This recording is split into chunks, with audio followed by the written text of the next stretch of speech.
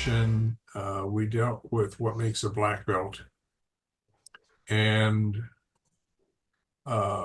we kind of ended before subjective criteria, because one of the things is that a black belt will say, well, these are the requirements for black belts, yada yada yada yada yada. And Darren, let you know, we will do our best to cut this off at 9:30. I liked your idea of limiting the time, and so I will do our best to. If I see a break after an hour or 15 minutes, we'll terminate it, and we'll continue on the next time. Anyway, so there is some discussion on subjective criteria, but we decided not to get into it because there is so much. And different sensei have different subjective criteria, which is, it's not written down anywhere, but as I guess one could summarize it, it's kind of like the sensei's gut feeling. And just before we begin, one of the things that came up last time was that even though there is quite a bit of subjective criteria, I was actually making a list of the things the participants last time were mentioning, and there's a surprising amount of commonality among the subjective criteria.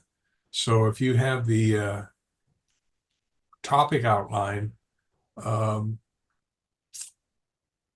are actually 13 subjective criteria that are pretty common. And so I don't know whether, if we want to get into any of them, we'll just go through them one at a time. Whatever we cover, we cover. Whatever we don't, we don't. If no one's interested, we won't cover that topic. And anyway, so,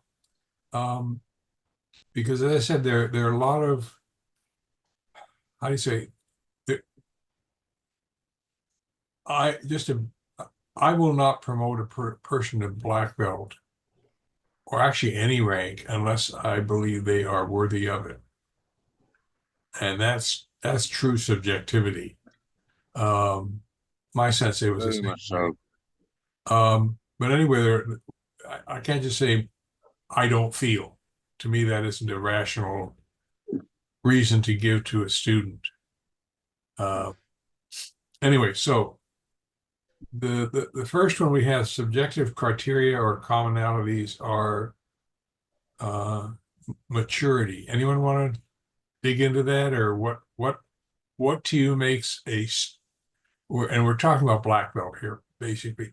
What to you, maturity wise, indicates that the person is ready for that black belt promotion? And I know it's a vague term, but that's okay.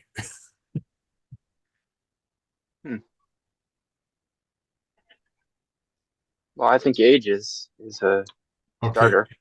Okay, age is a factor. Like a 10-year-old black belt, I don't agree with any of that. So I think there's age requirement.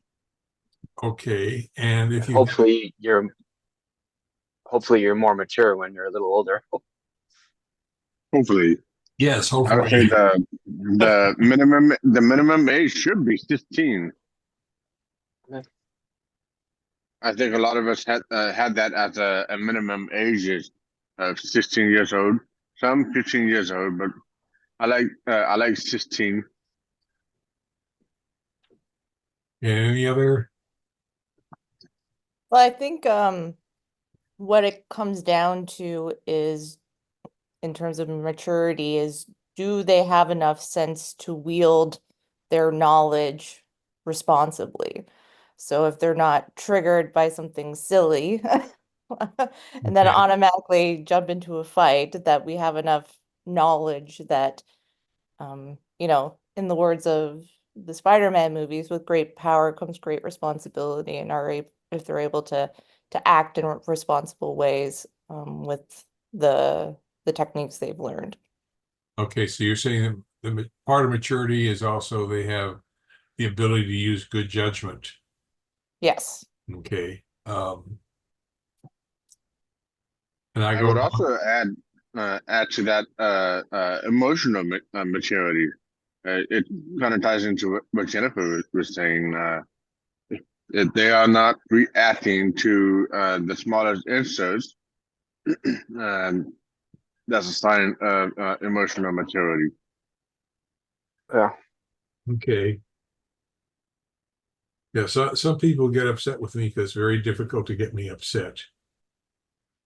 Or or at least I won't give them any indication that I'm upset. Uh, Yeah. and that drives some people nuts. Okay, anything else? How about and maturity? As Eric said, I kind of look at around 8 for young people. I say around age 16. There's I've had students that technically at age 13, 14, they are fantastic. And but I've kind of set it at 16, and usually because I taught this in junior high, I let kids know this is this is the criteria and this is why. And the other reason is because a couple of those kids have gone on to become sensei, and I would promote them to Shodan at age 16. And because we were near the high school where they went to, they could come back and kind of like be teacher service. So they'd come back for at least 1 or 2 hours a day and assist in the class, which is really great. And they knew that by the American Jiu-Jitsu Association standards, at age 18, see, California, you're not legally responsible for yourself until you're 18. So I'm not about to put a kid or their parents in a position where they might be held liable if they're teaching and someone gets injured under their supervision, because then the parents are liable. And that doesn't make parents happy. And so I'll tell the student, I'll promote you to Shodan at 16. On your 18th birthday, I'll apply for your AJA instructor certification. And the day after, assuming they're good enough, which they always have been, I'll submit your application for NIDA. And they've been happy with that because they know there's something coming up and certain things will happen if they stick with it. But I think maturity is and emotional maturity is very important. Okay. How about philosophy? How do we want to define philosophy? That was another commonality. Awesome. Is it they understand the philosophy of the martial arts, or what is their life philosophy, or They can have such a huge variety. yes. Are we switching, Sensei? If you were switching, I could comment on the maturity aspect of it. If you're switching to another Yeah, if you bullet point. say something before we go on. Okay. I just want to comment on the maturity aspect, and I agree to a lot of the things that were mentioned today, and I have a different position on some of the things that were mentioned today as a black belt. When you're talking about maturity, I think it encompasses everything that was mentioned. One of the things that we didn't mention was, but I'll come back to that last. But the responsibility, emotion, and then these topics have a lot that go in a lot of different directions, especially responsibility. And you're talking about someone that is of maybe not a mature age to be able to manage different scenarios. And those scenarios, as everyone here knows, as an adult, can go into a lot of different directions, right? And so but you also have physical ability. And I'm not saying that someone that is of not an adult age doesn't have great physical ability, but do they have all of the physical ability that an adult would have, right? That is different as well. So you have those things that you need to consider in doing it. Then understanding, do they truly understand, being of not a mature age, do they truly understand all of, you had mentioned the last thing, philosophy. Do they truly understand the philosophies of what's out there? Do they truly understand the etiquette and the protocols and the reasons why we do things, and how, and then tying it back into, do they truly understand the responsibility that comes with being a black belt? You know, what, as a child, or maybe not a mature age of an adult, those things are very critical and should be taken very highly into consideration when you're going to promote someone into a dan rank, in my opinion. So you have all of those things. And then the last piece that ties everything. So if you have the physical ability, the understanding, the responsibility, the emotion, and the philosophy, let's not forget the most important piece. If you're saying that you're going to make someone a black belt, whether it's a first dan or any other rank in a dan position, let's not forget the next piece is you become a sensei. Can that person take all of those things and apply it to every single day, no matter what they've experienced in their own day, understanding the dynamics of what someone else experiences in their day, how that might interact together when they're teaching, because they're going to be teaching. That's part of being a sensei, right? So they're going to be teaching. And so do they understand how to manage all of those scenarios and still be able to be an effective teacher as a sensei, to lead? We didn't say that either. We didn't say lead people, to guide them, to put them in the right places, to give them the best. You may not have all the answers. No sensei, I believe, has every answer, but to give your best approach and being able to guide somebody in a correct, or at least what you feel like would be the correct spot, position, direction to go in as a sensei, as a leader. And so when you taking all of that into consideration, for me, this is the part that I kind of disagree with. In a true black belt, I don't know that I can award a 15-year-old a black belt, because when you look at all of those things, I don't know a 15-year-old that makes that happen. For me, that's just me. I don't know how that happens. They still have so much to grow. I mean, and I'm not saying that you hold someone back either. I'm not saying that. I'm saying that at 15, I think that's very highly can be contested, of someone having all of those criteria and what I would consider a true black belt. But when is it? And so that's another question, right? When is the right time? Is it 17? I don't know. I don't know at 17 that they have it. Is it 20? And then you start to hold people back. So that opens up everything else. That's my 2 cents. Okay. I think there's a lot of worth that was said in there. I have 2 comments in regards to Sure. when it comes to the physical elements. So did you guys watch the Olympics a couple of months ago? If you look at the peak physical performance for females, it's between 15 to 17. So if you look at all the swimmers, gymnasts, tennis players, all of them are teenagers. The one who won, like, I don't know how many gold medals for Canada, she's still in high school. So when it comes from the physical perspective, females anyways are going to peak at teenager. That's when they're at their best physical performance. Again, for males, that's going to be a little bit different.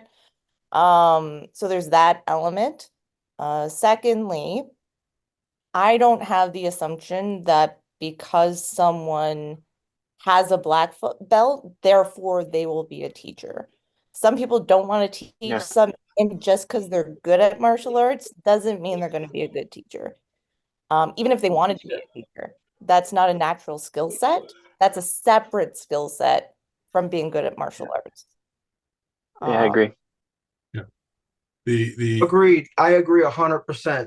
You know, you have martial artists that are physically great, And so, but can they teach? No. And you have some that can teach, but really can't perform. I 100, Yeah, I think I've said yeah. that in multiple sessions that we've had right now. So 100% agree with you there. Females Agreed. absolutely mature faster than males. That's Yeah. a fact. I mean, that there's no question about that. And when you're talking about physical ability and peaking at the physical ability, yes, in the Olympics, when they're participating in sporting events, a physical ability at those ages and even the early 20s is Early 20s, peaking. yes. But can they really do what we do as martial artists in a real life scenario? Like I would truly go out to say, I'm not saying, look, there's 15-year-olds to 17-year-olds, let's go all the way to 19-year-olds before we get into the 20s. Yes, are they going to be strong? Are they going to be fast? Absolutely. But every other dynamic that is there, will they peak? Yeah, I believe that they would. And are they in the Olympics? Agreed. Yes, they're doing those things at a very, very high level. But I still would challenge the aspect of really putting them in a scenario to where if they truly had to do what we do as martial artists, they would find that very difficult to be able to manage themselves or do the things that we do as martial artists at a high level when you get into the earlier 20s and then up from there. But there's a lot more that comes with it.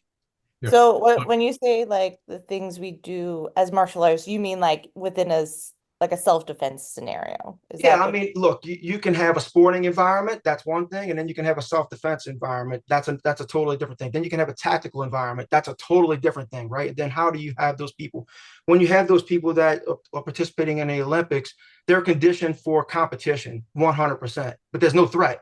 There's no true real life threat there. So when we condition ourselves, we don't only condition ourselves in our mind, our body, our spirit in an effort to be able to defend yourself in a real life scenario. But if you need to be able to do that in a teaching environment, or if you're having to do it in a sporting environment, but in a sporting environment, a teaching environment, there's no threat. So now you have the emotion, you have the anxiety, you have the fear, you have all of these other things that are attributed to being a black belt that we truly condition ourselves to be better at in every scenario.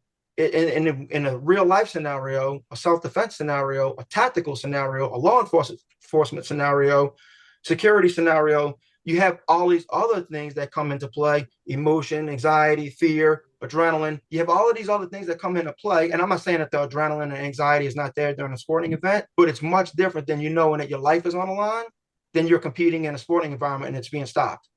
There's a difference. And I don't think anyone could dispute that.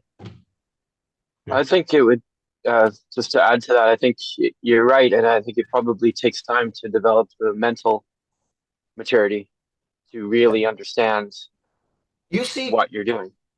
you, You know what I mean? yeah, you see Because you world have to champions defend right yourself, now. right? As with Yeah. Dex is saying right now, you see world champions right now in combat sports that are very young and they're very good. But when they get up against somebody that is very mature and has a little bit of experience, they can't compete, because whether you call it heart or desire or determination or whatever Just other experience. emotion that comes into play, they fold. And they fold because they don't have what has matured in that individual to be able to go to the next level, where someone that has matured does. And that's obvious. Yeah, I think maturity here has a lot of different interpretations, and it's to an extent, as Darren has brought out, it's very situational. Mhm. And I mean, even if I think I've promoted maybe 3 kids to black belt at 16, but they're still under my supervision for at least another couple years in a teaching environment. Yeah. Where they're getting, I'm available to give them guidance when either they ask for it or I think they need it. Mm. And that's if you promote someone to black belt, that's still part of your responsibility. It it is, and different, and each of our experiences in life and what we do determines our ability to handle different situations. Mm-hmm. So, maturity it's to some extent, it's really a gray area, but it's also, there are a lot of different ways to look at it there, as Darren has brought out. And it's just, like I said, it's one of those gut feelings. Does the student have the maturity to become a black belt? And that's, I don't know if we've addressed it or we've addressed some of the Yeah, I think issues.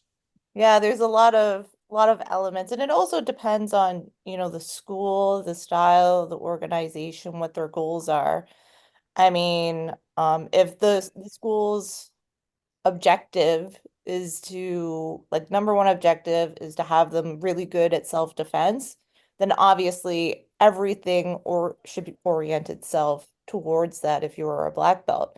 But, with martial arts, they're directed for sports, in the example of Brazilian Jiu-Jitsu or Judo, Taekwondo, elements of karate, if they're more towards that. So it's a obviously depends on, what is the objective of the school for being there. Also, you need to take in consideration the goals of the student themselves. I think ultimately our goals as instructors is to to help not just create effective martial artists, but good people. So I think at the end of the day, if we see they have a degree of proficiency in whatever style or they're doing, it's like, are they a good person? And are they proficient? And I think, That's a yes, that's a That's good good. analogy. Are you a good person? I like yeah. it. Very good. Thank you. Okay. I'll add to that because you'll have schools that teach MMA and they don't follow the codes and the ethics and a lot of the discipline. So they'll be incredible fighters. Like they can defend themselves, but they might not be so, they might be quick to get in fights because they haven't been told when not to punch or when not to. You know what I'm saying? Well, a lot of it, I agree with you. A lot of it comes down to um, self-control. Mm-hmm. Because I've been in a couple of street situations uh, where I could have planted the person into the concrete or through the concrete, and it turns out, one of them actually turned out was a student who wanted to know if I really knew jujitsu, and he came up behind me with a pen around my throat and bear hugged me with the other arm, and as he was going over, I realized he was one of my. It was a really tough school. And he was a ninth grader, taller than I was, in my homeroom. And I realized who he was, and I was able to pull up so that he landed on the concrete. It smarted. And he got a couple scrapes out of it, but that was it. And as I said, the policy at that school was if a student attacked you in any form or manner, you were required to file a police report. And that's what really scared him. So I just told him, go to class. And we talked about it. We talked about it when he showed back up in my. He was very apologetic, and so we resolved the matter. And I never filed a police report, but you have to, even on the street, you can't. There are times when Seki taught a lot of technique that were most on the person does not get up. And there are most street situations I've known from jiu-jitsu students, mine and others, the street attacker, does not get up. They're injured. But part of maturity, I think, is being able to be in control of what you are doing if it's a street situation, so that you don't want to be, in California at least, you don't want to be accused of using excessive force.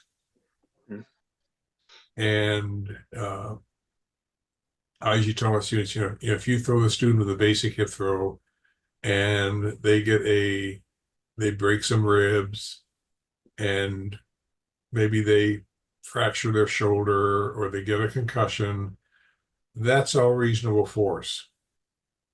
If they physically attacked you. On the other hand, you can't jump up and down on them or start kicking them in the head once they're down, because then that becomes, excessive. So there's a judgmental value in here, and that comes to an extent with maturity. So that's a factor. And it's not easy for a martial artist at times, particularly as Darren said, particularly the younger they are, the more difficult it is for them to make good judgments. Yeah, And I agree, Sensei. When you're talking about the moral fortitude of someone who hasn't developed in maturity yet, and then you go into action. If you look just at, you said the state of California, if you do a throw, like most of the throws that we do in jujitsu, if not all, in class, yeah, we get up and we get thrown down, we're on mats, we get right back up, right? But we know how to land. and we No, that's true. we condition ourselves to do that. We learn how to fall properly. We understand the dynamics behind what's happening with it. We're on matting surface. But in real life, do you get up after that? We know how to turn our body outside of it. I demonstrate all the time what truly happened in any one of the throws, to where if someone didn't understand or know how to fall, where they're actually landing, and it's not on your back, right? It's literally on your head. And so in a lot of cases, like, who's getting up from that? If you actually execute one of those things like it's designed to, or that we practice in class, they're truly not getting up, right? And then you look at locks. So what are you doing with a lock? Most of the locks, if not all of the locks that we apply, are not designed to gradually enter the technique. They're very fast, they're very rigid, they're very jerking wise, and in a real life scenario, that's going to injure somebody. There is no next step, right? We train to be able to go from one step to the next step, and enough to be able to continue to defend ourselves, restrain someone, or put them in a compliant situation. But in all reality, when we apply a lock, if it's applied correctly and you're doing it in a real life scenario, you're probably doing damage to somebody. There is no ifs, ands, or buts. And then the worst and the best case scenario, right, of if you just taking all of those things into context, and one of the most humane things is a choke, right? That's the easiest way to be able to do something if you truly understand what's happening, the dynamics behind it, how long to hold it, when to let it go, what's happening with it, what's the result of it.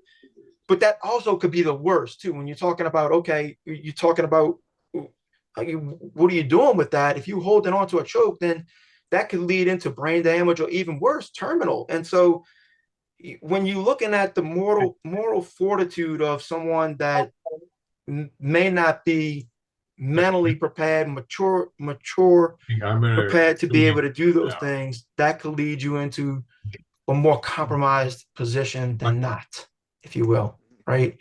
So there's a lot to unfold in all of those things, and I like some of the things that Jennifer was saying in the beginning as well. And so yeah, all of those things come into play. I think you highlighted another important thing, which goes back to what you were saying about age, and I can't remember the neuroscience behind it, but George, you as a teacher, I'm sure you understand this, is that teenagers often have a poor understanding of future consequences. And so I think going to, for example, if you're in a self-defense situation and you use excessive force, someone who's in that situation and doesn't understand future consequences may put themselves at risk for criminal charges and things like that. So I think an element of it is the person old enough to understand the consequences of their actions should they overdo something or underdo something. It's a very particularly when you go into the aftermath of self-defense, that's like an entire subject of itself within like criminal codes and your jurisdictions. But yeah, it's like they need to understand, okay, if you apply too much force, you're gonna get yourself in trouble. If you don't apply enough, well, you might be the one in danger. So they need to understand the nuances and what the future holds for them if they make an error. Great point, Jennifer. I mean, look, you Yeah. couldn't have said it better right there, in my opinion. Like there is so many other consequences outside of martial arts and training martial arts that you need to understand that if you have a martial artist that's a black belt, that don't truly mean that they understand the consequences of legalities behind what they may do, right? That's one. And then the other is exactly what you said. I'm glad you mentioned it, is if I don't do enough, then I'm compromised. I'm still in danger. And you have all of those other things that unfold, and you're like, what is the right and the wrong of what I'm gonna do here? And guess what? You don't have no time to think about it. Right. Mm. One thing I'd like to mention, and one of the, and maybe because I taught in the junior high and had probably 150 kids a day doing this, is that inevitably there would be at least one or two serious injuries a semester, a fracture, a good sprain, things of that sort that required actually the paramedics to show up. And that, I hate to put it this way, but if you have an injury in your dojo that requires some outside intervention, that is probably one of the best lessons the students pick up, because then they realize, oh God, this stuff can work.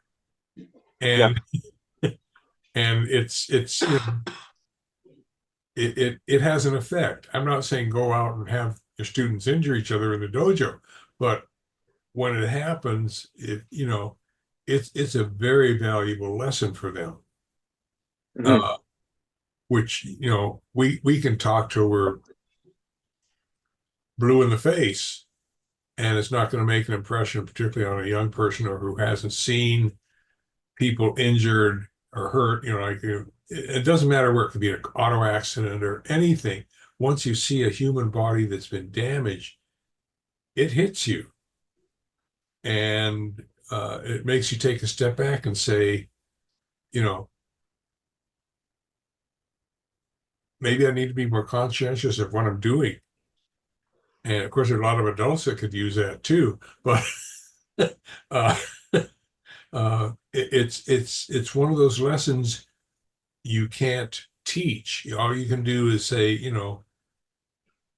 lack of a better phrase, debrief the kids, or debrief the person, so they're more they realize that this is something that maybe they can control. And that's, but like I said, don't go out and we used to have one instructor, or when we had what were called Camp Budoshin. It was used to be we'd have 15, 20 instructors over one day, and we'd have a whole gymnasium, and which the city gave us to use for free, which doesn't exist anymore. And there's one particular sensei. He was an absolutely fantastic sensei, but inevitably two or three of the people in his sessions would end up with sprained wrists every time. And Not so good. he said they just don't fall fast enough. But he was an outstanding instructor, and but it's maturity is a tough thing to measure. I've seen that happen with students, where they'll be applying things really hard and fast, younger ones, teenagers, and then they accidentally injure someone, just like you said, and then they change after that. They're like, okay, they slow down. They realize they're not going to apply it fast and jerky or like a lock, or they're not going to slam them down in a throw. Their maturity sort of comes, like you said, from experience, from learning. So it takes time. Yeah, I mean that's hard, probably one of the hardest lessons learned. Yeah. And it's so rarely that people run into something like that. And let me backtrack a little bit. I'm not going to contradict myself here, but I'm gonna talk about the maturity aspect of a number.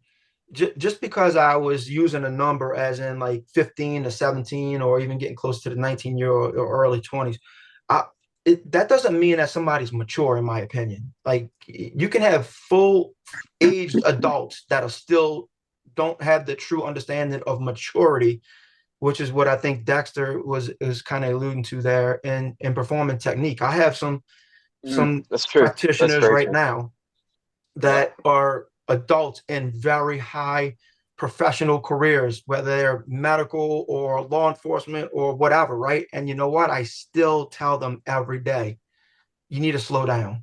You Yeah, have to exactly. slow down. Just because they're of age, of full adult age, doesn't mean that they've matured. So Yeah, they don't have the martial maturity. there Like you they go. might have maturity That's in their life, but they don't understand what they're doing and that they can actually hurt you, someone. you, Like even if they punch someone and cause a bloody nose, they probably never done that in real life. You know, like martial Dex- artists. Dexter, you Right. nailed it with 2 words or 3 words: martial arts maturity. Yeah, martial maturity. Yeah, you gotta have that And from experience. that maybe is a better word than just saying maturity, because now we're saying, okay, we're talking about martial arts. This is what makes you potentially capable of using better judgment in Yeah, martial arts. And that's a maybe good name I for a book. what? For new book somebody, coming I don't out. know. If anyone knows a writer, a good name for a book, martial maturity. There you go. Have I don't know Sensei what you. write that book. All of this discussion kind of reminds me of a student that we had in our dojo. He just not realize exactly the kind of potential damage that he's about to do, and when he performs a technique, uh, it's like everybody's saying, slow down. But he performed the techniques oftentimes incorrectly, and it is almost like skin of your teeth, almost potentially leading to uh, permanent damage. I'm watching. The other senseis are watching, and we're about ready to jump in and stop that student from causing or potentially causing any injuries. Because let's say you got a headlock, you're dropping back. The position of your knees matter in regard to the safety of your students. He put up the wrong knee. The student can very easily land on his spine. That can lead to paralysis. So really, when it comes to being able to promote period up to black belt and beyond, the student is representing you. That's number one. The student is also representing your dojo.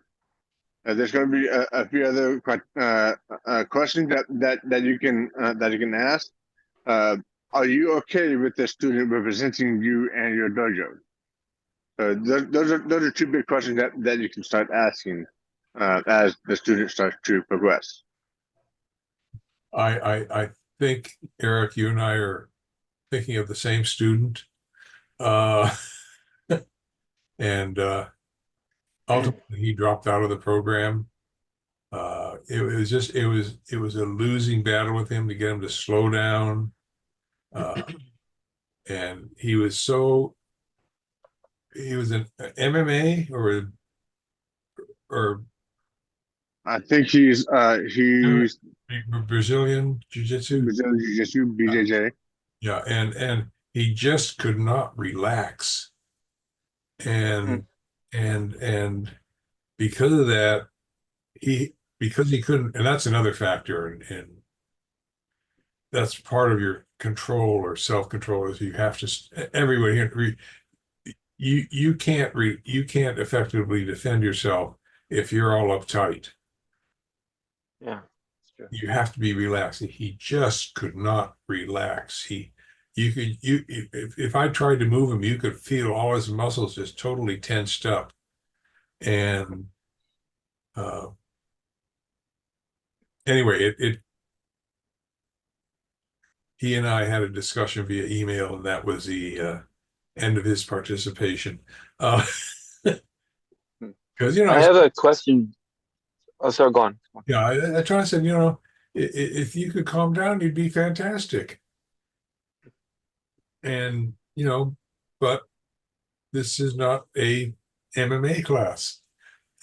Yeah, I Yeah, think it's a also different. just being able to follow instruction is probably Yes. really important. Yeah. Yeah, That's and I definitely a will, big one. yeah, I will, if a student can't find, my main concern as a sensei is my student's safety. Yeah. And if it's a student is going to, you know, we have about 12 safety rules. And for those of you who have, I don't know about your insurance companies, but, you know, insurance companies happy that our safety rules are posted. I know as a teacher, the more rules you have, the more difficult it becomes to enforce them. And I've seen some teachers who spend their entire class hour enforcing the rules rather than teaching. Mm. And, you know, my classroom rule was treat other people as you would like to be treated. Mhm. And that was it. And in the dojo, there are 12 rules there, and that's it. And they're posted, and if the student continually violates them, they will be, you have to say you can't continue on because you're a safety hazard to yourself and others. And Mm. that's, you know, it's a matter of maturity. Usually safety rules have a logical purpose. Mm. So, I but have a question for you. Not related to safety, but you're talking about your teacher certificate that you do. I find that interesting. well, We don't. I don't yeah, what it know that here. is, yeah, what it is, Yeah. you were saying to the American Jiu-Jitsu, okay, first of all, there are some places that will not hire a black belt to be a sensei at the dojo, and if it's a community service agency or something like that, it doesn't matter what rank you are. Do you have something that says you're certified to teach? Okay. So that was the original intent of the AJA instructor certification. Hmm. And that's why it's a prerequisite for NEDON. That makes sense. And if a student is interested in teaching, we put them in teaching situations where I feel comfortable, or the sensei feels comfortable, that that person can do a reasonably good job of, quote, teaching techniques. They can work well with the students. They understand them. They're, you know, they're a lot, like a lot of these, there's a lot of maturity factors that come into play here. Do they have those skills? Hmm. And it has nothing to do with how many techniques you know. It's how good are you at teaching and relating to people. Hmm. Um, Hmm. and I mean, I was a master teacher for one of the state colleges when I was a teacher my last several years. I had maybe 8 or 10 student teachers, which most teachers are lucky if they get one in their entire teaching career. And most of them did very well in relating to the students. They could talk with them. They could, you know, there were a couple that just all they could do is subject matter. And they didn't make it in my book. You know, you hate to say no to a person who's been in college for 4 or 5 years to get a teaching credential, and then the master teacher says, you've got to change the way you've got to change the way you deal with people. Um, uh, and it's sad that, you know, but those are things I look at, and as far as the AJ should be looking at, what they're saying is that you are certified to be an instructor. And I think it's important to have it. That's I good. mean, there's a difference between as Darren has brought out, there is a difference between being a black belt and being an instructor. Mhm. One Do is, you? Sorry, go on. I mean, there's a difference between the acquisition and implementation of knowledge and teaching it to someone else, and also being concerned about their whole person. Mm. I think Darren will agree with that. Okay, what were you going to say, Dexter? I'm just saying that, well, in my sensei jujitsu, he'll have people start teaching just a technique or two like in class around blue belt.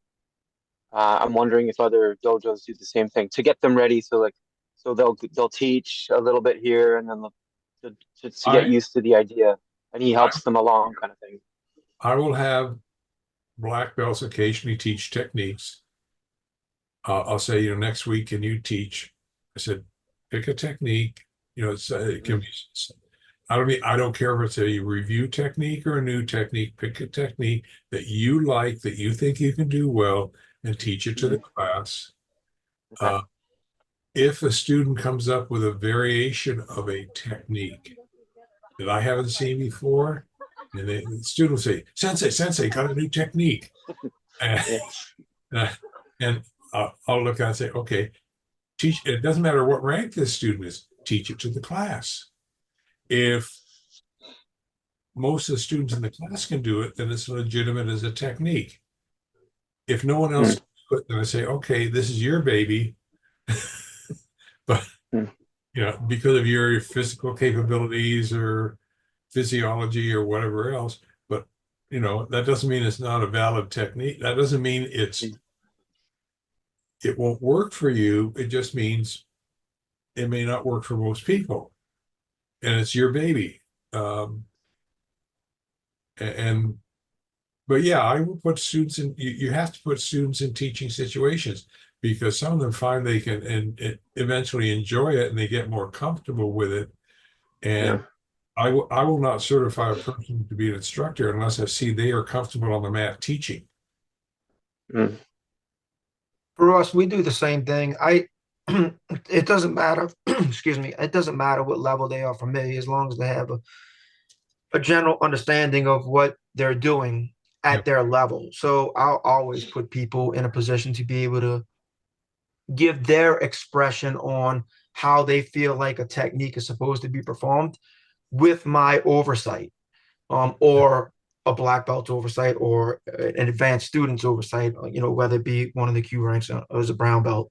But that's ongoing for me. In Manami-ryu, Sensei Jack has done the same thing forever. He'll promote people into first dan, second dan, but he also does an annual evaluation to award an instructor certificate in Manami-ryu. Does that mean that as a black belt you can't go out and teach? No, it means you can go out and teach whenever you become a black belt. But to teach Manami-ryu, if you want to be accredited to say, okay, I could teach Manami-ryu, he evaluates that every year with everything that's involved in what you've done to be a black belt, and then your ongoing commitment and contributions to the art to continue to develop yourself, to pass it along, and then what your experience level is in doing that. So he does that up to Nidan. So after Nidan, once you become, get promoted to a third dan, then you no longer need the instructor certificate. Okay. Just writing a thought down here. So I will say that in our dojo, our sensei will have sandan. Before that, he won't have them running the class. It's usually third before they start running their class on their own. Yeah, I think the key is, because as you said, Dexter, some sensei won't let their quote unquote student black belts teach until the class, so their sandan on their own. To me, they have to have their instructor certification and probably be at least Nidan. And every system has different criteria or stages at which they say to the black belt, okay, now you can go out and teach on your own. the frustrating part to me as a sensei is that for all the black belts, all the students I promoted to black belt, I would absolutely love it if every one of them was out there teaching somewhere, but but that's not reality. Uh, and the actual number that go out and teach and stick with it is so infinitesimally small. I sometimes question, is my criteria, is there something wrong with my criteria? Or is it just that it's scary to go out and try and start your own dojo? And Yeah, no, yeah, and most Budoshin Jiu-Jitsu dojo work out of community service agencies. None of us are doing it for a living, etc. And I can't even fathom someone going out and doing it as a business. I mean, to me, that's if they're successful, they are phenomenal business people, in addition yeah. to martial arts skills. And it's I think, however, if you're doing it because you love to teach and the money is secondary, maybe I don't know whether this is right or not, but there's a greater, what's the phrase? You have a greater intention of doing things right and to an extent, a higher standard of expectation than if you're in a Yeah. business and you need to keep students to keep the rent coming in. I agree with that. But that's that. I don't want to make that a general statement because there are some instructors who have their own dojo, have their own dojos. They've got all the expenses of a business, and they're doing an excellent job as a sensei. But that's because they're doing an excellent job as a sensei. Yeah. That's why the students are sticking with them. But it's a difficult challenge. It's all this is a matter of maturity, attitude, for lack of a better phrase. To go back to some of the things that Dexter was saying, I I allow people to instruct class, whether it be in my absence or in my presence, periodically from time to time. That doesn't mean that they have their own class, and that doesn't mean that they're not going to make mistakes. But when I make that decision, I look at, are they qualified and are they responsible? If they do something in a class I feel like that I might not be in, as long as I'm confident that they're not doing something that would compromise someone's health or safety, okay, you can teach it. But if you're in the position of, okay, I'm going to teach a technique or do something with a technique, that's the first thing that comes to mind for them, right? I'm not going to compromise somebody's health or safety. But if they do something as incorrect in the application of a technique, and then when I get back in class and they're like, oh, we covered this on the day that you wasn't here, then it could be corrected. But everybody makes mistakes. But that's all in their journey, all in their effort to develop to be better as someone who can teach or instruct in the future. And certainly when they're out on their own. So for me, primarily is looking at given the opportunity when they're qualified, when they're responsible. Okay, I think you brought up a very important factor is that sometimes someone who's teaching in your place will make mistakes, whether you're there or not. If I'm there while the students are, I won't interrupt their teaching because to me that's not being professional. But while the students are practicing the technique, if it's something small, I'll usually go up to the quote unquote sensei and say, you did this way. You might want to re-show it this way, rather than saying they did something wrong. And usually they'll comment, oh, I forgot, or yeah, that was my mistake.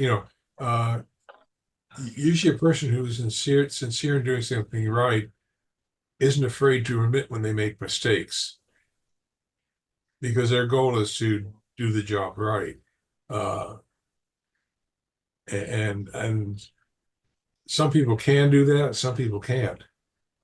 Some people can't be wrong, and yeah, it's So if my it, sensei does this. Sorry, go on. yeah, uh Seki would drive us nuts because even if he was teaching one technique, he might show it 2 or 3 different ways rather than just, okay, we're going to do a Tenagi this way, and he'd show it the same way 4 times. No, what Seki would do, he'd show the technique. He says, this is what you do. Then he'd show it 3 more times, and he'd have variations in there, which I think was very frustrating to students because they didn't know which one to do. And he didn't pick up on it because he just did it, you know, just, and it does happen. We do make mistakes when we're teaching. I've learned there are 2 or 3 techniques that I have changed how I teach them because my students have come up, and we're talking about maybe green and purple belts, have come up with better ways of teaching the technique. Some of them are, like ukiyo-toshi, floating drop throw.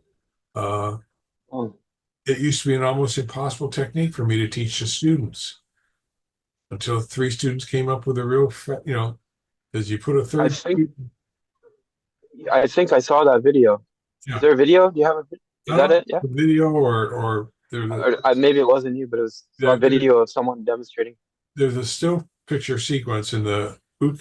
The tori wasn't that well coordinated for it, but we've got a third person behind the other 2, and they're actually holding the person as they jump up, because the problem with the ukiyo-toshi floating drop throw is the student doesn't think they can get up that high until they do it.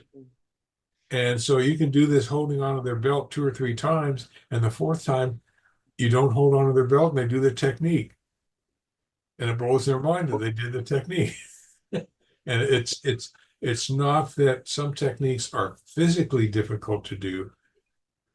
It's just students don't think they can do it. So they do it, and it may take someone. Right.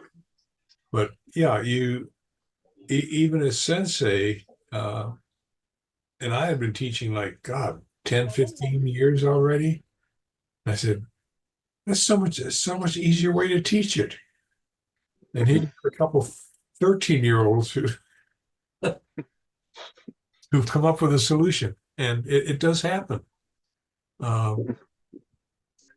So we're getting away from maturity here, but maybe there's some maturity there. Someone say, yeah, that's a better way of doing it. That's how I'm going to teach it from now on. There are techniques I teach differently from the way Seki taught them because of other, I think Wally J was a great influence on Small Circle, and Seki would teach the hand throw with a big motion, and maybe he was doing that to help new students understand the concept of the technique. But it's seeing Wally J doing it, just a little hand motion, said, I could probably condense some of the techniques of Seki's down to where it's doing the same thing with a lot less physical effort. And we all learn, if we have an open mind, we learn continually throughout our lives. And unless we're in a system that says, this is the way it was taught for the past 2,000 years, and this is the way you will teach it, or you will not go anywhere in rank. And there are some systems in Jiu-Jitsu that are that way. And I'm sure in martial arts, it's a matter of, to me, it's a matter of recognizing, reality or the physics of the techniques or ways to make them more efficient. And to an extent, we all, as we get more experience, we all do that with whatever techniques we have anyway. Yeah. And I don't know whether that's part of maturity too, is, maybe recognizing there are different ways to teach techniques and different ways to do techniques. Okay. Ah, I think we beat this one to death. So I just wanted to touch on this really quick. I'm looking at the list that's been sent. And so far, this is just a recap. So far, we pretty much went through at least half that subjective criteria. So we have maturity, philosophy, code of conduct, setting a positive or humble example, being respectable, niche yourself. We've already touched on that. Self-directed, contributing to the martial arts community, respected by peers, development of the whole person, ethics, candidates, judgment level. We are already touching on a lot of these already. So, Yes, we have, but and some that we can also explore a bit further if you want to go that direction. I want to do that because one of the things I'm trying to accomplish here is that these are subjective, but the reason they're subjective is because they have so many. On the one hand, there's only, if you look at all the different, okay, get my brain organized here. There are so many different things we look at in terms of maturity, so many different factors.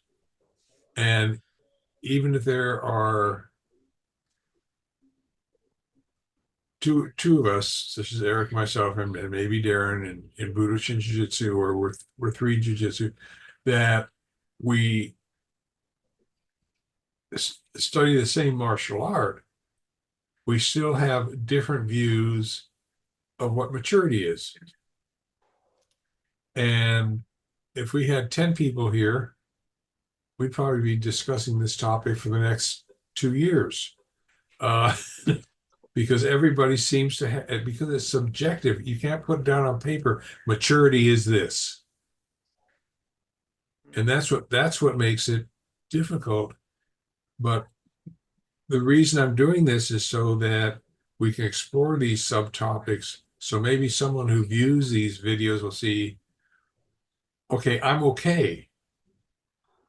And that's the main reason. I'm not looking for any one particular correct answer, because even though there is, yes, we expect the person to be responsible, to be considerate, to know their art, to be able to use good judgment, all these things. Someone else may have other, and those are commonalities within maturity. There may be other factors that instructors look at as well. And the goal is to get them to realize maybe some of these things that I look at are valid, and some of them maybe are not. If it's how the kid combs his hair, it is not an indication of maturity.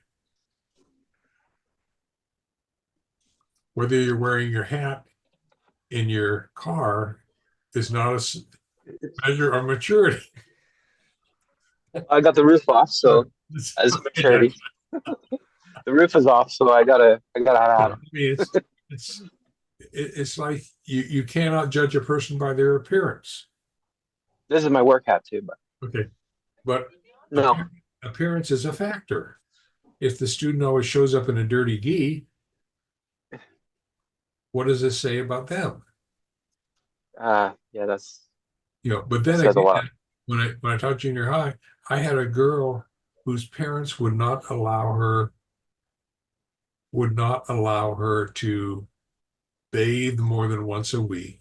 She was not allowed to use the washroom. She basically had to wear the same clothes weeks on end. And it wasn't because the family was financially strapped or anything. And no kids wanted to sit around her because she had a distinctive odor. And I took the time to, sat down and said, is there, this is a problem, what can we, and I then referred her to her counselor, and we met with the parents, and we said, look, this is what it comes down here. You either allow your daughter to, You allow your daughter to take a shower every day if that's her desire. Teach her how to use the washing machine if you don't want to do her laundry. Okay, because the other alternative is we refer you to the parent whatever it's child's welfare services, and they're not going to put up with that. And the parents change, and the girl's social life totally changed too as a result, because she was a really nice kid. So sometimes the situation of the student, particularly if they're a kid, is not their fault, but their parents' fault or whatever else is going on.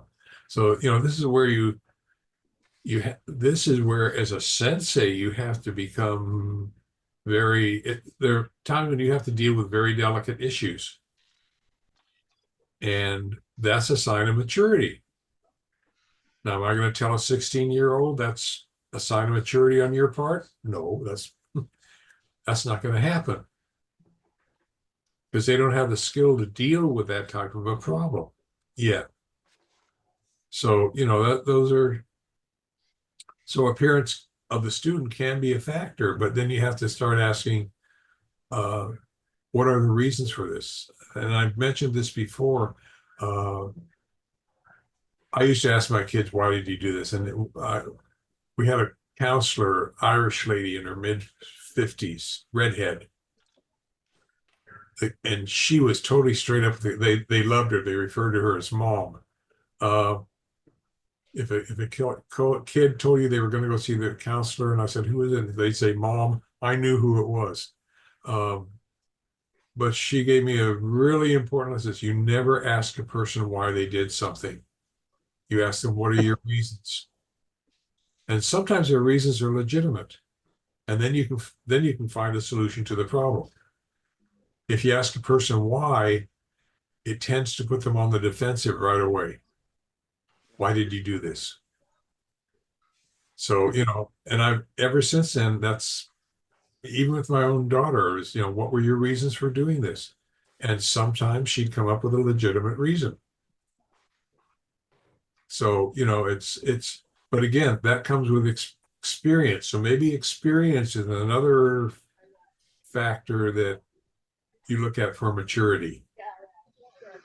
So I guess all we're trying to say is there's no clear-cut answer. There's just a lot of variables. I'd like to get into that with each one of these, and I know it may take some time, and some of these we can deal with fairly fast.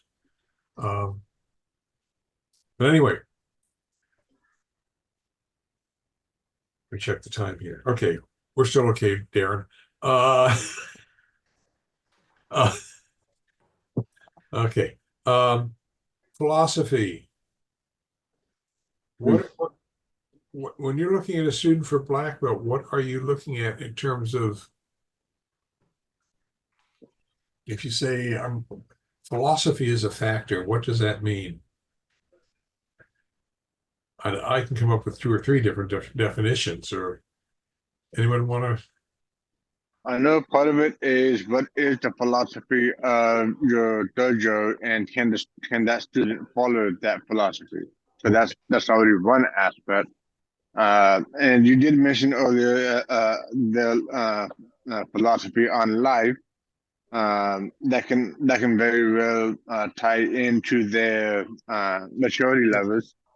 And but that's all that I can think of off the top of my head. Anything else? And Could we define a little bit what we mean by philosophy? Because obviously I think like code of conduct and things of that nature kind of fall within that category. I don't know if we want to define what we mean by philosophy. Yeah, that's part of the problem. Yeah. We're trying to define these terms. We're trying to define these subjective terms. We're trying to give them some boundaries, or I would say philosophy is to an extent how the person thinks, how they deal with things.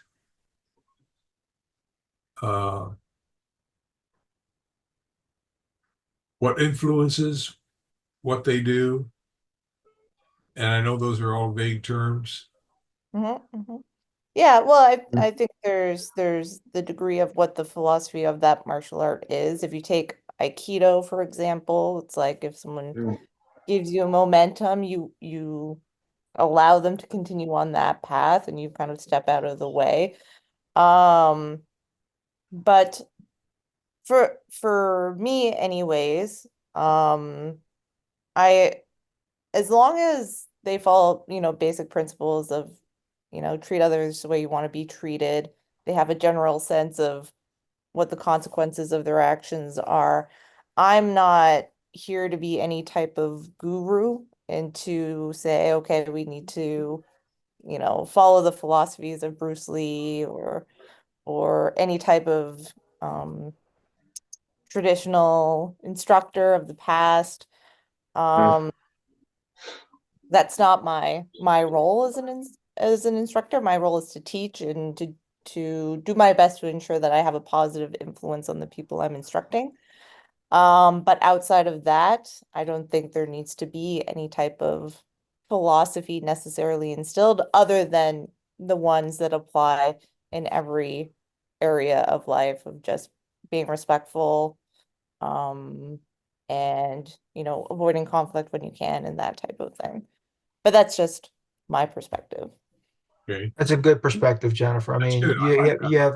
you have a good perspective on moral values of life. So I mean, that's you can't you. I mean, what better could you ask for? Is there more? Is there philosophies and that apply to different arts? Of course there is. But I mean, the ultimate is how you look at what the outcome and how that impacts other people's lives, the individual itself, or other people that are around them. So, I mean, that's a great Yeah. quality. I think if there's more, like, for example, if you're doing karate and you want to have someone be able to talk about the precepts of Gichu Funakoshi, that's amazing that they could remember that, quote that, want to live by that. Nothing wrong with it. It's a bonus, potentially from an instructional perspective, because then they can share that information, more of the history side for the students, but that might not necessarily be an interest for all students. It might not necessarily be necessary. If anything, it's a bonus if they're able to speak to the philosophies that are coming from the traditions they're practicing. Yeah, it may help them get a better understanding to that system or that style Yeah. yeah, but you know, how do you live your life as well, right? So you're going into that. Yeah. The Seki had an approach which I've stressed with my students in terms of defending themselves if they ever have to, because most people don't like to hurt another person. It's alien to most of us. Yeah, thankfully.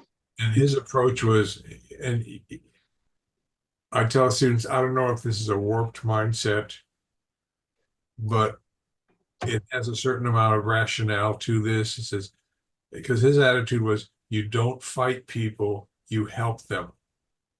And Oh yeah. the reason you help them is because they are sick. If they weren't sick, they wouldn't attack you. And if you're helping them, you help them go, and this would go directly into Aikido, you help them go in the direction they want to go. Now, if that means they end up smashing themselves into the ground, that's the direction they wanted to go. What you have to consider is you are helping them go where they want to go. Now, like I said,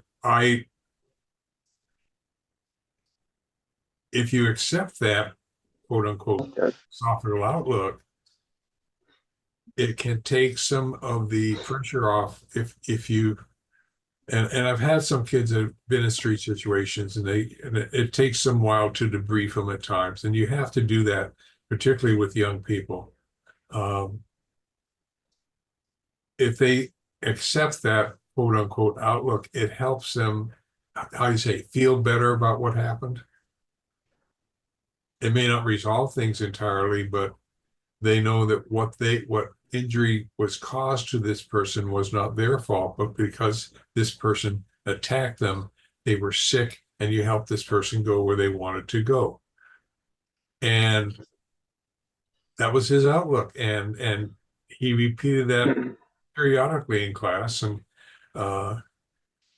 like I said, it's on the one hand, it's kind of a warped way of looking at things in the Western viewpoint, but on the other hand, it makes sense. So, Sensei, that's also philosophy that would also be the principle of jujitsu Self-defense. in some. Yeah, Well, no, I mean the principle of using the person's weight right, off balancing them and taking them in that direction. right, So it's, right. And I even use that as part of my argument in a court of law, and it worked. You know, the judge looks at me. It was I accepted. think it's really good. Really good. Which really surprised me. I said, you know, 'cause he asked me, you know, the defense attorney on for this kid was in my book had done a deplorably poor job. And I actually felt sorry for the kid who had a felony assault charge against him. It's a long story leading up to that, but he bought my argument. And the kid wasn't injured by me. But I had to explain what I had done, why I had done it, how it worked, and what the consequences were of what I did. And you know, if you ever, you know, I don't wish any of you having to end up in court having to defend something you did, but you've got to be able to explain yourself in a calm and rational manner so that it makes sense. You have to help the person understand what you did. That help word again. And at that point, once I was done, I looked out of the defense attorney, and he just had his head in his hands and was shaking his head back and forth. And you know, I really felt sorry for the kid, who stood maybe 2 or 3 inches taller than I was. But anyway, so you know, there are different philosophies.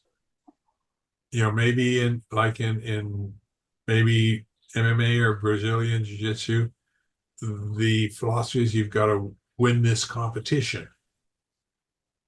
And it's strength versus strength, which is why that particular student couldn't relax, because that philosophy had been so ingrained into his mind that this is the only way to behave, survive, be successful.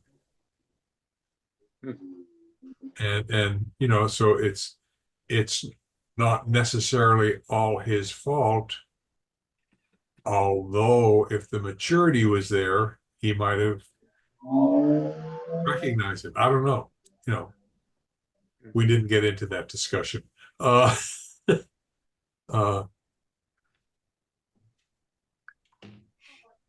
okay. And so that as Eric is saying, that really leads into code of conduct or attitude, because your philosophy affects your attitude. And maybe another factor in attitude is if you're looking at a person for black belt, what is their attitude towards lower ranked students? How do they treat them? How do they interact with them? You know, do they treat them as subservience? Or do they treat them as, you know, do they treat them in a respectful manner, not making fun of them for their mistakes? You know, and code of conduct, as Darren has said, and Eric, I think all of us said this already at some point, is how do we conduct our own lives?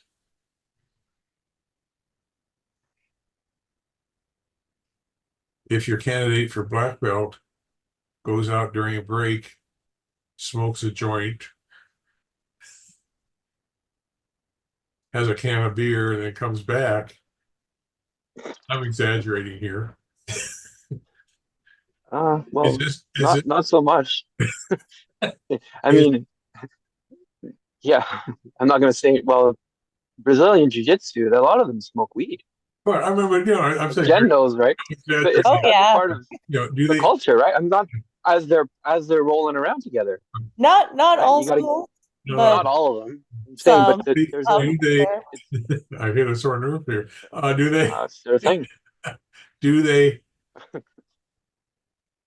Are they known for drinking? Are they known for doing drugs? Are they known for? Are these something you would want in a black belt, a person on black belt, a person who represents you?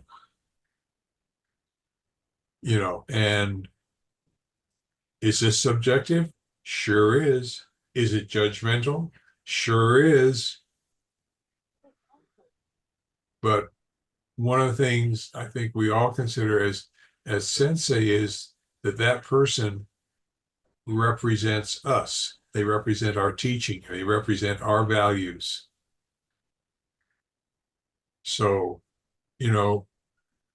what are we looking for in a code of conduct? If you had to have a code of conduct for a black belt, what might be some things you'd like to see? Let me rephrase the question that way.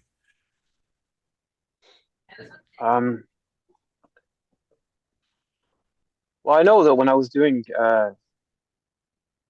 karate, like regular karate classes, the sensei wouldn't promote anyone if they smoked cigarettes to a black belt. Stuff, but I didn't smoke, so I didn't care. But some people that did smoke, they were like, they didn't like that idea. It was like, well, I mean, I don't know if they changed it since, but that's a hard one. Yeah, I And think it does that affect is just a that affects your personal. health. I think that's Yeah, a maybe personal opinion that Dexter. I mean, I don't know that you could say you smoke cigarettes. I'm not gonna promote you to be a black belt. I think with well, I a I code of didn't totally conduct, agree with it, but it yeah, was yeah.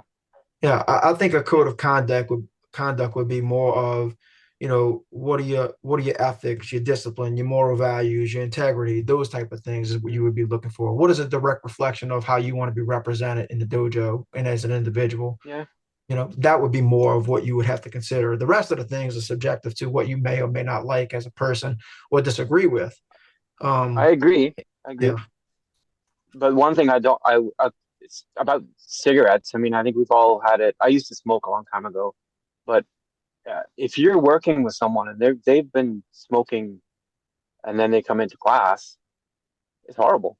Like you don't want to work with a person if they're reeking of yeah. If like I think tobacco or cigarettes or whatever. Right? I I think, mean, and especially imagine your instructor teaching you, your sensei, and he's yeah. reeks of cigarettes. Like, I I don't think know. That's that's a basic health code of conduct, cleanliness. And I think this goes back, cleanliness. Yeah, wash the gi. this is so important to me. Yeah, Don't smell bad when you that's come in. true. Basic respect to Totally. yourself Yep. and your partners. Like, Yep. if you want outside of the school, you can do what you want, whatever your habits are, good or bad, that's your business. However, you need to ensure that when you are coming into a shared space, that you Hmm. are presenting yourself, I think, in a somewhat, particularly if you're an instructor or a paid employee or representative, that you're presenting yourself in a respectable manner. If you're an instructor, that's your job. And just Hmm. like with any business, you should, present yourself in a correct uniform, should be clean, you should speak to people with respect. I mean, there's lots we can talk about outside of the context of the dojo, but I think within the dojo, Yeah, you have to. one of the things that I would expect on a bare minimum. Yeah, that's all in Yeah. your dojo etiquette and formalities, right? But that the Yeah. rest is Yeah. just a personal opinion. So when you have the dojo etiquette, then you were talking about hygiene, what is required for you to be able to be a practitioner within the dojo. You're talking about the hygienic nature of, somebody coming in. Do you wash your gi? Do you wash yourself? Are you properly groomed? Do you look at your fingernails? Are the fingernails long? Do they have dirt underneath them? Those type of things are required for you to have the proper dojo etiquette to be able to train within your own school or facility, right? And then formalities goes with that as well. But when you talk about, okay, I'm not gonna promote somebody because they left my class and then they went and smoked. I get it. If you don't want them to come in, it's smelling like smoke during the class and have that as part of your dojo etiquette part of it. But to be able to hold somebody back because they do something that is probably legal or, not necessarily in favor of what you would do or not, then I think that's kind of crossing your own, other Yeah, people's no, boundaries. that was my karate sensei. I don't know. I've never heard that actually before anyone else. That was one of his I have criteria. heard people kind of crossing that barrier of trying to control A little activities bit. outside of it. Yeah. But obviously it's like anyone coming into a class, you don't want them intoxicated because that impacts, going back to what we talk about in terms of judgment, they're not going to have same judgment or reflexes as they would if they were not intoxicated. Which at the end of Yeah. the day impacts safety, and same thing with cleanliness. Cleanliness Yeah. impacts safety because you can get ringworm or staph, or if their fingernails are too long, you can get cut, that can get infected. So I think when it comes to code of conduct, one of the top priorities surrounding that would be rules within the dojo which highlight the safety elements. Not just that, but also law. I swear, if someone is coming in intoxicated, they were probably driving while intoxicated. That's breaking the Yeah. law. Yeah, Good point. absolutely. Yeah, that's true. So Actually, some of these, I know we're getting pretty close to time, but some of these, like code of ethics, it's not so much subjective now. Now we're pitting like this is exactly what we expect. These are the rules. Follow them. Or get out. Yeah, actually, I was just reminded of what you said about drinking. When I remember long time ago, a certain black belt came in, and my sensei at the time went over to him, and I saw it happen. He goes, "You've been drinking," and he didn't answer, but he could smell it on him. He just said, "Okay, get out." He told him. So I mean, I Yeah. think he had words with him after, but no, It don't al- it even also may depend shouldn't on drink. That's a the yeah. culture of the dojo. So for example, it's very common, in Italy to have a glass of wine with your lunch. And then, Mhm. in the evening you True, go that's train. true. Are you Yeah, intoxicated because you had one drink? No, that's no, different. that's true. But obviously, if you're smelling like alcohol, or coming in where you've had too much, then that's obviously inappropriate. That's very true about different countries because when I lived in England for a while and we would go to the pubs at lunch. Yeah, you have You a have, drink. you just Oh, you have a couple of pints. I'm not, but it was everybody did it. The bosses would be there and sometimes buying you drinks. And interestingly enough, the company I worked for got bought by an American company, Fidelity, and I was doing some work there. And